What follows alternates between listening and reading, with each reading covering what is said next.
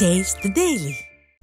புரட்சித் தலைவர் எம்ஜிஆரின் பிறந்த நாளில் மீண்டும் கழகத்தின் பொற்கால ஆட்சியை நிறுவ உறுதியேற்போம் என்றும், குடும்ப ஆட்சியை விரட்டியடிக்க மக்கள் பணியில் அனைவரும் முழு மனதோடு ஈடுபடுவோம் என அதிமுக பொதுச் செயலாளர் எடப்பாடி கே பழனிசாமி தெரிவித்துள்ளார்.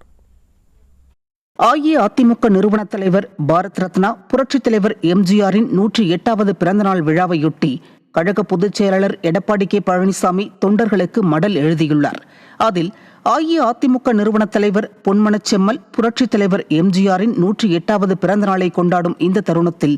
கழக உடன்பிறப்புகளுக்கும் கோடானு கோடி புரட்சித் தலைவரின் ரசிகர்களுக்கும் அனைத்து தமிழர்களுக்கும் தனது மகிழ்ச்சி கலந்த நல்வாழ்த்துக்களை தெரிவித்துள்ளார். இனி எத்தனை நூற்றாண்டுகள் ஆனாலும் இத்தகைய திட்டங்களைத்தான் அரசாங்கங்கள் நடைமுறைப்படுத்த வேண்டும்,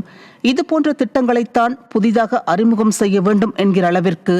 வரலாற்றையே எம்ஜிஆருக்கு முன் எம்ஜிஆருக்கு பின் என்று பிரிக்கும் அளவிற்கு ஆட்சி செய்த புகழுக்குரியவர் நம் புரட்சித் தலைவர் எம்ஜிஆர் என்றும்,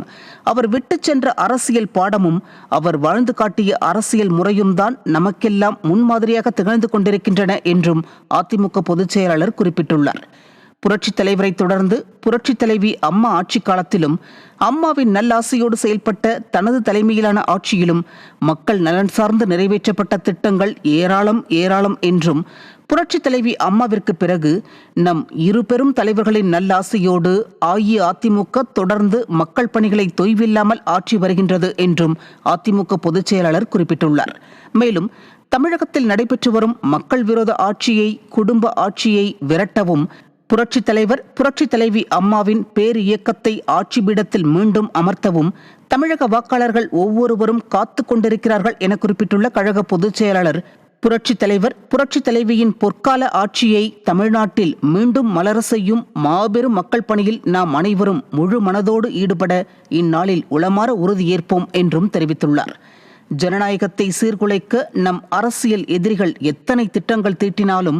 அவை அனைத்தையும் தவிடு பொடியாக்கி தமிழக மக்களுக்கு நல்லாட்சியை வழங்குகின்ற கடமையும் பொறுப்பும் நம் அனைவர் முன்பும் இருக்கின்றது என்று தெரிவித்துள்ள அதிமுக பொதுச் செயலாளர், அந்த பயணத்தில் கழக உடன்பிறப்புகள் ஒவ்வொருவருடைய உழைப்பும் ஆர்வமும் மிகவும் இன்றியமையாததாகும் என்றும் தெரிவித்துள்ளார். மேலும் உங்கள் முயற்சிகள் அனைத்திற்கும் என்றென்றும் உறுதுணையாக இருப்பேன் என்றும், நாம் அனைவரும் ஒன்று சேர்ந்து அஇஅதிமுகவை வெற்றி பாதையில் அழைத்துச் செல்வோம், வெற்றி வகை சூடுவோம் என்றும்,